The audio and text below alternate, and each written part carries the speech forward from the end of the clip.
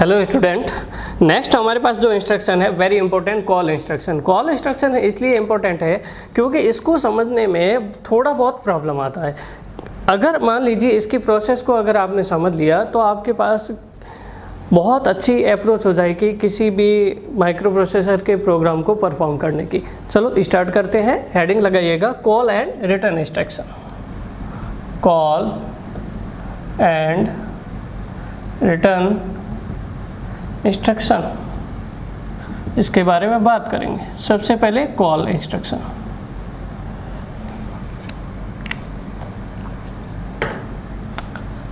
Call instruction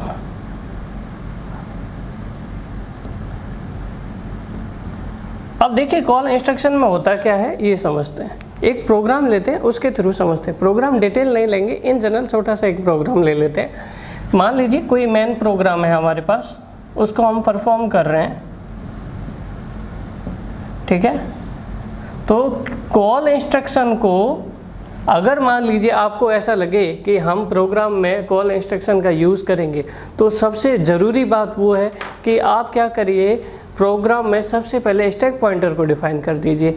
because यहाँ पर हमारे पास स्टैक पॉइंटर का और इम्पोर्टेंट रोल बढ़ जाएगा। हालांकि स्टैक पॉइंटर के हम इंस्ट्रक्शन पुश और पॉप हम डिस्कस कर चुके हैं, लेकिन यहाँ पे और ज़्यादा इसका इम्पोर्टेंट रोल होगा। कैसे देखिएगा, मान लीजिए स्टैक पॉइंटर आपने डिफाइन कर लिया 3000H एड्रेस पे। किस एड्रेस पे? 3000H एड्रेस पे स्टैक पॉइंटर ये पॉइंट कर रहा है 3000H। इसके पहले वाला कौन सा होगा? 2FFFH। उसके पहले वाला 2FFEH। उसके पहले वाला 2FFDH, फिर 2FFCH। इस तरह से हमारे पास अभी कहाँ पॉइंट आउट कर रहा है? यहाँ पे पॉइंट आउट कर रहा है। तो प्रोग्राम स्टार्ट करने से पहले स्टैक पॉइंटर को डिफाइन करना बहुत अच्छी बात होती है, ठीक है। डिफाइन कर दीजिए, कोई दिक्कत नहीं है। क्या पता कभी कोई इंटरमीडिएट रिजल्ट हमें वहाँ स्टोर करना पड़े, ठीक है, इसलिए ज़रूरी है। तो मान लीजिए प्रोग्राम आपने स्टार्ट किया 6000H से, इस मेमोरी लोकेशन से स्टार्ट किया।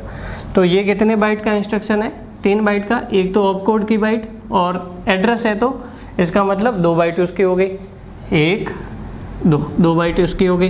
टोटल कितनी बाइट होगी? 3 बाइट। तो 3 बाइट के लिए अगला एड्रेस क्या होगा? 6000 + 3 मतलब 6003H। इस तरह से हम प्रोग्राम लिखते गए। हमें अभी मेन प्रोग्राम डिटेल से नहीं देखना है, हम ऐसे समझिए कि लिखते गए प्रोग्राम, ठीक है। वहाँ पे एक इंस्ट्रक्शन आया कॉल डिले, और डिले जिसका एड्रेस है 6500H, ठीक है। कॉल एड्रेस, ठीक है। तो कितने बाइट का हो गया? 3 बाइट का हो गया। ये मान लो यहाँ पे पहुँच गए 6010H तक। ऐसे प्रोग्राम लिखते लिखते यहाँ तक पहुँच गए। अब 3 बाइट का है तो अगला एड्रेस क्या होना चाहिए? 6013H, ठीक है। अब एक्चुअली हुआ क्या, हम मेन प्रोग्राम परफॉर्म कर रहे थे, करते करते हमें ये समझ में आया कि इस मेन प्रोग्राम में हमें जानबूझ के डिले डालने की ज़रूरत है। कोई ऐसी एप्लीकेशन होती है जहाँ जानबूझ के डिले डालना हो, या फिर जानबूझ के कुछ ऐसे नहीं होता है क्या, कुछ रिजल्ट पहले से हमने कैलकुलेट कर रखा हो, उस रिजल्ट को हमें वहाँ से लेके आना हो, या फिर हमें कुछ किसी मेन प्रोग्राम को परफॉर्म करने के लिए किसी इंटरमीडिएट स्मॉल रिजल्ट्स की ज़रूरत पड़ती है या स्मॉल प्रोग्राम्स की ज़रूरत पड़ती है। तो हम इंटरमीडिएट स्मॉल प्रोग्राम को अलग जगह पे डिफाइन करके उनको परफॉर्म करके वापस मेन प्रोग्राम में आ जाते हैं। तो इस कंडीशन में अगर मान लीजिए कि किसी मेन प्रोग्राम में एक सब प्रोग्राम है और सब प्रोग्राम एक छोटा सा पार्ट है, वो किसी दूसरी मेमोरी लोकेशन पे है, तो कॉल इंस्ट्रक्शन के थ्रू आप उस मेमोरी लोकेशन पे जाके उस छोटे से प्रोग्राम को परफॉर्म करके वापस मेन प्रोग्राम में रिटर्न हो सकते हो। कैसे होगा ये सारा प्रोसेस वो समझिएगा। कुल मिला के इसकी एप्लीकेशन क्या है, जब हम मेन प्रोग्राम परफॉर्म कर रहे हो, अगर हमें किसी सब प्रोग्राम की ज़रूरत है या छोटे से प्रोग्राम की ज़रूरत है या उसके रिजल्ट्स की ज़रूरत है, तो हम कॉल इंस्ट्रक्शन के थ्रू वहाँ जाके वापस रिटर्न आ सकते हैं। कैसे जाएंगे और कैसे वापस आएंगे, ये थोड़ी कहानी दिलचस्प है, ध्यान से सुनिएगा। अब देखो जरा प्लीज, प्रोग्राम काउंटर यहाँ पे पॉइंट आउट करेगा next instruction to be executed, लेकिन जैसे ही कॉल इंस्ट्रक्शन आ गया तो ये क्या करेगा, इस एड्रेस पे चला जाएगा। मतलब यहाँ पे कोई सब प्रोग्राम है, अलग से कोई प्रोग्राम लिखा हुआ है, सब प्रोग्राम किस एड्रेस से स्टार्ट हो रहा है, 6500H यहाँ पे स्टार्ट हो रहा है। ठीक है, इस एड्रेस पे गए, प्रोग्राम स्टार्ट हुआ, MVIC FFH ये लिखा हुआ है। मतलब इसका मतलब क्या होता है कि H तो हेक्साडेसिमल शो करता है, आप इसको साइड में रखो। इसका मतलब ये है कि इमीडिएटली आपने FF को किस में कॉपी कर लिया, C रजिस्टर में कॉपी कर लिया। FF मतलब आप कितना मूव करोगे, 00 से FF तक कितना हो जाएगा, 00 से FF तक जाओगे ना, 01, 02, 03 ऐसे करके 0F, फिर 1, 0 इस तरह से चलता जाएगा, फिर 1F, फिर इस तरह से 2F, 3F ऐसे करके FF तक जाओगे। तो लगभग कितना होगा हमारे पास FF तक जाने के लिए, 2⁸ 8। क्यों, कैसे पता चला, ये कितनी बाइट है टोटल हमारे पास, है ना। यहाँ पर हमारे पास 1 बाइट है, मतलब 8 बिट है, और 8 बिट के लिए 2⁻n ये जो है हमें नंबर ऑफ बिट शो करता है, n = नंबर ऑफ बिट। तो टोटल कितने एड्रेस हो जाएंगे या कितने FF की लोकेशन होगी, 2⁸ मतलब 256। कितनी होगी हमारे पास, 256। अब क्या होगा, ये इसमें कॉपी कर लिया हमने, ये आप आगे देखो, यहाँ पे बैक लिखा हुआ है, और बैक में क्या लिखा हुआ है, DCRC डिक्रीमेंट करेगा किसके कंटेंट में, C रजिस्टर के कंटेंट में। कब तक करेगा वो देखो, jump on not 0 back and return. ये क्या करेगा, अगर C रजिस्टर का कंटेंट 0 नहीं हो जाता है तो वापस उसको कहाँ जंप करना है, बैक पे जंप करना है, वापस डिक्रीमेंट करता जाएगा। ये कितनी बार डिक्रीमेंट करेगा, 256 टाइम डिक्रीमेंट करेगा। ये कैसे पता चलता है कितनी बार डिक्रीमेंट करेगा, जो भी कंटेंट है उसका देख लो कितना हमारे पास कहाँ से स्टार्ट हो रहा है, FF से स्टार्ट हो रहा है और 00 पे ख़त्म हो रहा है। तो इसका मतलब ये है कि हमारे पास 8 बिट का यूज़ हो रहा है, टोटल 2⁸ मतलब 256 लोकेशन होगी। तो 256 बार ये एग्जीक्यूट होगा, क्योंकि जब तक कि 0 नहीं हो जाता तब तक ये वापस जंप करता रहेगा, जंप ऑन नॉट 0। ठीक है, जंप इंस्ट्रक्शन का है, तो ये जंप करता जाएगा और डिक्रीमेंट होता जाएगा। डिक्रीमेंट कब तक होगा, जब तक कि 0 नहीं हो जाए, और 0 को कब होगा, 256वीं बार होगा जाके, तब जाके ये वापस रिटर्न पे जाएगा। लेकिन रिटर्न पे जाएगा कैसे, इसको कैसे पता चलेगा कि मुझे 6013H पे जाना है, ये तो मशीन है। अरे इंसान होता तो चलो ठीक है यार, हम वहाँ पे बीच में छोड़ आए थे, अब वापस चले जाते हैं, ये प्रोग्राम हो गया, डिले जानबूझ के दे दिया हमने, अब वहाँ वापस चले जाते हैं। मशीन को बताओ तो सही कि भाई साहब आपको किस एड्रेस पे जाना है, 6000H पे जाना है कि 6013H पे जाना है। हम वहीं वापस लौटेंगे जहाँ पे मेन प्रोग्राम को छोड़ के आए थे। ठीक है, वहीं पे वापस जाएंगे, मेन प्रोग्राम को छोड़ के आएंगे, और मेन प्रोग्राम जो बचा हुआ है पहले उसको कंप्लीट करेंगे। लेकिन कोई जादू है क्या भाई साहब, इसको पता चल जाएगा कि वहाँ लौटना है। रिटर्न का मतलब क्या होता है, रिटर्न का मतलब ये होता है कि सब प्रोग्राम से वापस मेन प्रोग्राम में लौटना। लेकिन लौटने के लिए पता तो होना चाहिए कि किस एड्रेस पे लौटना चाहिए। ठीक है, इसके लिए ध्यान से सुनो, कॉल इंस्ट्रक्शन कैसे हम किन स्टेप्स में परफॉर्म करते हैं, कॉल इंस्ट्रक्शन को ध्यान से सुनिए। तो कॉल इंस्ट्रक्शन क्या है, कॉल डिले मतलब एड्रेस आ रहा है, कितने बाइट का है, 3 बाइट का है। पहली बात 3 बाइट का इंस्ट्रक्शन है। दूसरा, इसमें रजिस्टर एड्रेसिंग मोड भी है और इमीडिएट एड्रेसिंग मोड भी है और इनडायरेक्ट एड्रेसिंग मोड भी है। ये 3 एड्रेसिंग मोड रहते हैं किसमें, कॉल इंस्ट्रक्शन में। ये तीनों एड्रेसिंग मोड इसमें अवेलेबल रहेंगे। और एंड सबसे हाईएस्ट टी स्टेट जो होती है वो किस में होती है, highest T state required to execute the call instruction. सबसे हाईएस्ट टी स्टेट, ये टी स्टेट क्या होती है, टाइमिंग स्टेट होती है। इनको हम टाइमिंग डायग्राम में एक्सप्लेन करेंगे। अभी केवल आपको जस्ट ऐसे बता रहे हैं कि यहाँ पर हमारे पास 18 टी स्टेट, सबसे ज़्यादा टाइम जो किसी इंस्ट्रक्शन को परफॉर्म करने में लगता है ना, वो कॉल इंस्ट्रक्शन में लगता है।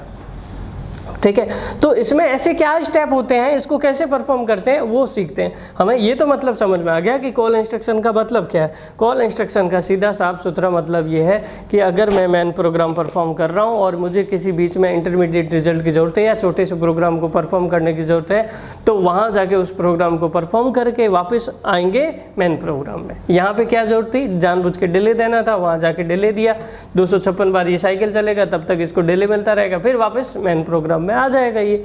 ठीक है, इस तरह से हम यहाँ पर कॉल इंस्ट्रक्शन का पर्पस बता सकते हैं। तो पहले पर्पस लिख दीजिए, why we are using call instruction. फिर इसमें जो इंपॉर्टेंट स्टेप है वो देखते हैं। लिखिए जरा प्लीज फटाफट।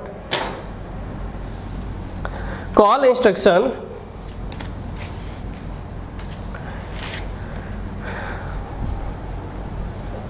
is used to move the program control from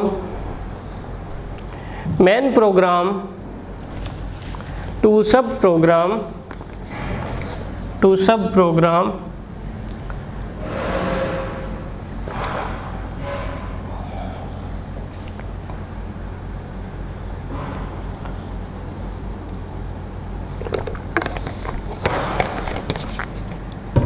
after completing the subprogram.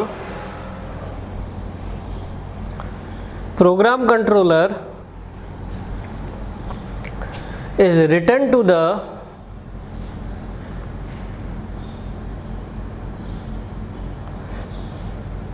address next available in the main program of call instruction, next available to the call instruction of main program। वापस return किधर आ जाता है, जहाँ तक perform किया था वापस starting से नहीं करेगा, जहाँ तक परफॉर्म किया वहाँ छोड़ देगा, फिर आगे से बढ़ना स्टार्ट हो जाएगा। ठीक है, तो अब देखते हैं इसके स्टेप्स क्या है। ठीक है, ये कैसे परफॉर्म करेगा कॉल इंस्ट्रक्शन। पहला स्टेप, जैसे ही कॉल इंस्ट्रक्शन आएगा, एग्जीक्यूट होगा ना, तो ये काम क्या करेगा, सबसे पहला ये काम करेगा कि मुझे देखो घर को लौट के तो वापस यहीं आना है मैन प्रोग्राम में। मैं भले ही सब प्रोग्राम परफॉर्म करने जा रहा हूँ, लेकिन मैं अगले इंस्ट्रक्शन को क्या करता हूँ, पहले से सेव करके चला जाता हूँ ताकि मुझे वापस आने में कोई दिक्कत नहीं हो। तो कॉल इंस्ट्रक्शन क्या करता है कि जो अगला इंस्ट्रक्शन हमें एग्जीक्यूट करना है उसका एड्रेस जो है वो क्या कर देता है, स्टैक मेमोरी में सेव कर देता है, ताकि रिटर्न आने पे स्टैक मेमोरी को पूछ लेंगे कि एड्रेस बताओ तो मुझे वापस कहाँ लौटना है। ठीक है, इसका मतलब पहला स्टेप क्या हो गया कि call instruction will store the next instruction to be executed of the main program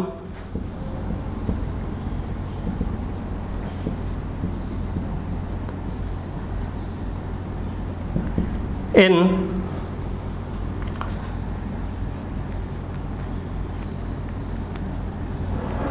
stack memory। अब ये कैसे स्टोर करता है, थ्रू पुश ऑपरेशन। कौन से ऑपरेशन के थ्रू, पुश ऑपरेशन के थ्रू। इसका मतलब ये है कि कॉल इंस्ट्रक्शन में पुश ऑपरेशन जो है इनबिल्ट भी पार्ट है, पुश पॉप दोनों आएंगे, देखना आप देखना, पुश जो है पुश भी होगा यहाँ पर। इसका मतलब ये है कि नेक्स्ट इंस्ट्रक्शन जो है वो 6013 है, तो उसके हायर ऑर्डर बाइट क्या है 60, लोअर ऑर्डर बाइट क्या है 13। तो स्टैक मेमोरी में हम कैसे स्टोर करते थे पुश इंस्ट्रक्शन में, देखो याद करो, stack is decrease by 1, higher order byte store in the address.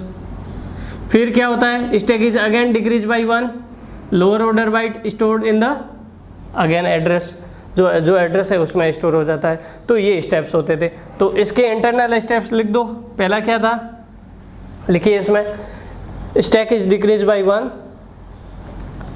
And higher order byte 60H, example के अकॉर्डिंग क्या है higher order byte 60H store in the stack address.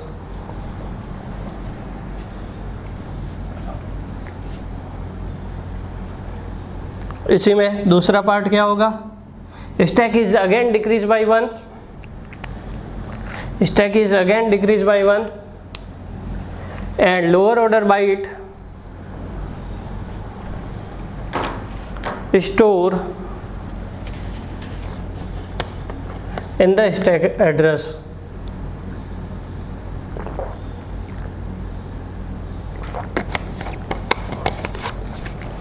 तो आपको समझ में आ रहा है कि अभी ये गया नहीं है, अभी तो अपना इंतजाम करके जा रहा है कि भाई मुझे लौट के तो अपने घर को जाना है, मेन प्रोग्राम में आना है, कैसे आएंगे वो इंतज़ाम करके जा रहा है। तो पहला स्टेप हो गया हमारे पास कि यहाँ पे हमने नेक्स्ट इंस्ट्रक्शन का एड्रेस स्टोर कर दिया। अब वापस जब आना है तब आ जाएंगे। अगला सेकंड स्टेप क्या होगा, ठीक है, अब इसका इंतज़ाम हो गया। अब ये कूद के चला जाएगा 6500H पे, मेन प्रोग्राम से किधर जाएगा, सब प्रोग्राम में। सब प्रोग्राम को शांति से निपटा के कहाँ आएगा लास्ट में, रिटर्न पे। वो रिटर्न की कहानी बात की है। तो सेकंड स्टेप क्या हो गया, मेन प्रोग्राम से सब प्रोग्राम में कूद जाएगा, सब प्रोग्राम को परफॉर्म करेगा, ठीक है। वो लिखिए ज़रा स्टेप सेकंड इसमें लिखिए, after storing the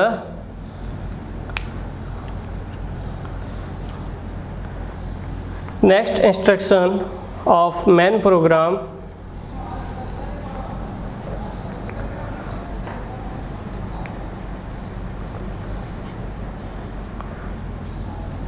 call instruction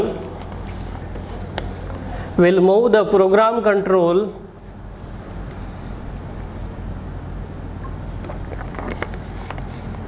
from main program to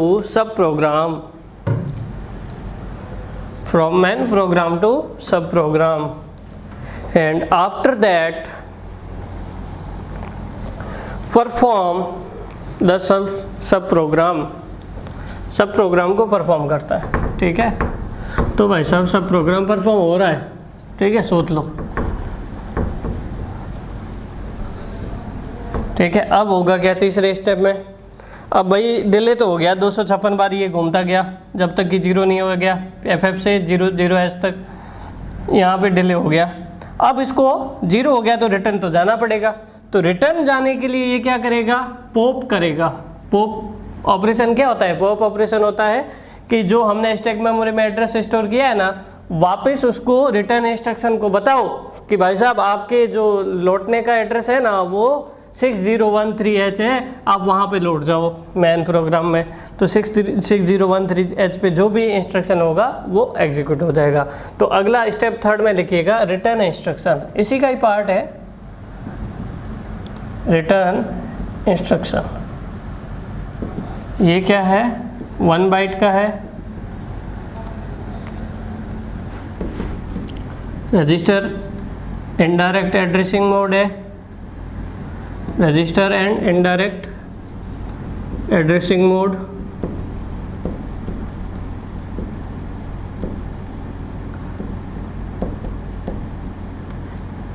ठीक है। इसमें लिखो स्टेप थर्ड में, when subprogram completely performed or executed, then at last return instruction is available. This instruction will pop the return address from stack memory and so move the program control from subprogram to main program, ये हो गया भैया भाई साहब call instruction की कहानी। अब यहाँ पे देखो, जैसे हमारे पास जंप एड्रेस होता था, जंप कंडीशनल अनकंडीशनल दोनों होता था, उसी तरह कॉल इंस्ट्रक्शन रिटर्न इंस्ट्रक्शन भी जो है वो कंडीशनल अनकंडीशनल दोनों टाइप के हो सकते हैं। मतलब ऐसा नहीं कि रिटर्न लिख दो तो अनकंडीशनल है तो भाई साहब बेचारा जाएगा ही वापस, है ना। लेकिन कुछ कंडीशनल भी होते हैं, ठीक है। जैसे कंडीशनल कैसे बनते हैं, कॉल कंडीशनल, कॉल कंडीशनल और फिर उसका एड्रेस लिखा हुआ होता है, ठीक है। कैसे? कैरी 0 है, कैरी 0 नहीं है, साइन 0 है, मतलब नेगेटिव है, साइन 0 नहीं है, साइन पॉजिटिव है, ठीक है। पैरिटी ऑड है, पैरिटी इवन है, और रिजल्ट 0 है, नहीं 0 नहीं है, और रिजल्ट 0 है। तो इसके रिगार्डिंग कॉल इंस्ट्रक्शन हमारे पास कैसे होते हैं, देखो।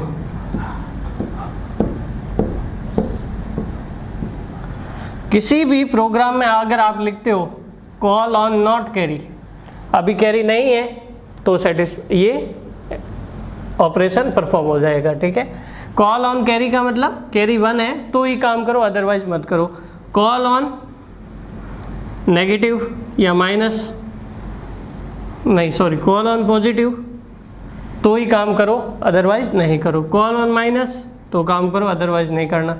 कॉल ऑन पैरिटी ऑड, अगर ऐसा है तो ही आप काम करो। कॉल ऑन पैरिटी इवन, अगर ये सेटिस्फाई हो रहा है तो आप इस इंस्ट्रक्शन को एग्जीक्यूट करो। Call on not 0, call on 0, अगर 0 हो जाता है, 0 फ्लैग सेट हो जाएगा तो ही ये एड्रेस कॉल इंस्ट्रक्शन क्या होगा, परफॉर्म होगा। तो कॉल के भी हमारे पास इस तरह से कंडीशनल अवेलेबल होते हैं। एक तो हमने जो अभी डिस्कस किया था इससे पहले, कॉल अनकंडीशनल था, कंडीशन भी डाल के आप कर सकते हो। मान लीजिए स्टेटस फ्लैग कोई ऐसा होता है, अगर ऐसी कंडीशन होती है तो आप वहाँ पे कॉल करो, अदरवाइज नहीं करो, ठीक है। उसी तरह रिटर्न कंडीशनल भी होता है कि वापस घर को लौटना है कि नहीं लौटना है, वो भी कंडीशनल होता है, रिटर्न कंडीशनल, ठीक है। इसी की तरह होगा return on not carry, return on carry, return on positive, return on minus, return on parity odd, return on parity even, return on not 0, return on 0, ठीक है। तो नॉट कैरी का मतलब क्या हो गया, कैरी 0 हो तो रिटर्न करेगा, कैरी 1 हो तो रिटर्न करेगा, कैरी साइन पॉजिटिव हो तो रिटर्न करेगा, साइन नेगेटिव हो तो रिटर्न करेगा, ना पैरिटी रिसेट हो तो रिटर्न करेगा, पैरिटी सेट हो तो रिटर्न करेगा, 0 नहीं हो, 0 फ्लैग सेट नहीं हो तो रिटर्न करेगा, और 0 फ्लैग सेट है तो रिटर्न करेगा। इस तरह से हमारे पास रिटर्न कंडीशनल भी अवेलेबल होता है। कॉल कंडीशनल और रिटर्न कंडीशनल दोनों अवेलेबल होते हैं। तो इस तरह से हमने डिस्कस किया कॉल एंड रिटर्न इंस्ट्रक्शन। इसके बाद हम क्या करेंगे, डिस्कस करेंगे इंटरप्ट्स को, वेरी इंपॉर्टेंट। इससे भी बहुत ज़्यादा इंपॉर्टेंट ऑब्जेक्टिव क्वेश्चन आते हैं। इंटरप्ट्स कौन कौन से होते हैं, उनका प्रायोरिटी लेवल कैसे होता है। इंटरप्ट्स का मतलब आपको बताया था, इंटरप्ट क्यों करते हैं। इंटरप्ट हम इसलिए करते हैं, कहीं पर भी हम कोई मेन प्रोग्राम परफॉर्म कर रहे हो और ज़बरदस्ती कोई ऐसे कोई ज़रूरी चीज़ समझ में आ गई, अरे यार ये प्रोग्राम पहले परफॉर्म करना था, या फिर कोई ज़रूरी चीज़ है, तो हम क्या करेंगे, उस सब प्रोग्राम को पहले परफॉर्म करेंगे और उस सब प्रोग्राम को या सब रूटीन प्रोग्राम को परफॉर्म करके, ज़रूरी चीज़ को परफॉर्म करके वापस मेन प्रोग्राम में चले जाएंगे, ठीक है। कॉल का तो ये निश्चित होता है कि ये जानबूझ के डिले देना है इस तरह से, लेकिन इंटरप्ट में क्या होता है, किसी पेरिफेरल डिवाइस का कोई ऑपरेशन हो, ठीक है ना। कॉल वाला तो क्या है, इंटरनली ये रहता है, लेकिन पेरिफेरल में किसी बाहर की डिवाइस जो माइक्रो प्रोसेसर से कनेक्टेड है, उसको कोई ज़रूरी ऑपरेशन आ गया तो हम उसको पहले परफॉर्म कर लें। तो ये सब इंटरप्ट के थ्रू होता है। तो इंटरप्ट पहले पढ़ेंगे, उसके बाद जब हमें इंटरप्ट समझ में आ जाएगा तब हम मशीन कंट्रोल इंस्ट्रक्शन जो सबसे लास्ट में बचे हमारे वो करेंगे, ताकि इंटरप्ट समझने के बाद वो बहुत अच्छे से समझ में आएंगे, ठीक है। लिख दो फटाफट इसको, फिर आगे देखेंगे।